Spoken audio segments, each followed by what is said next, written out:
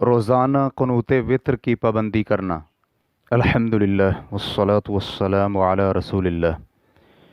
سوال کیا گیا ہے روزانہ قنوت وطر کرنے کا حکم کیا ہے، رہنمائی فرما دیں۔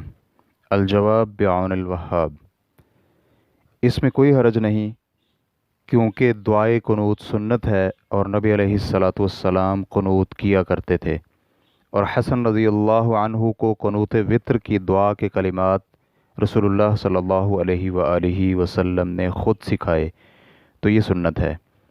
اس لیے اگر آپ روزانہ وطر میں قنوت کرتے ہیں تو اس میں کوئی حرج نہیں، اور اگر بعض اوقات چھوڑ بھی دیتے ہوں تاکہ لوگوں کو علم ہو جائے کہ یہ واجب اور ضروری نہیں، تو بھی اس میں کوئی حرج نہیں ہے۔ اگر امام لوگوں کو یہ بتانے کے لیے کہ قنوت وطر واجب نہیں ہے، بعض اوقات قنوت وطر نہ کرے تو اس میں کوئی حرج نہیں ہے۔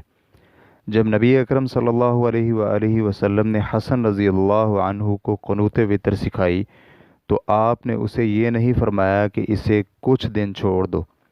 یہ اس بات کی دلیل ہے کہ اگر وہ تسلسل کے ساتھ قنوت کرتا ہے تو اس میں کوئی حرج نہیں۔ واللہ تعالی اعلم۔ اسلام کی ریکارڈنگز مؤسسۃ الشیخ صالح المنجد، المملکۃ العربیۃ السعودیہ، فتویٰ نمبر 128688۔ والسلام علیکم ورحمۃ اللہ وبرکاتہ۔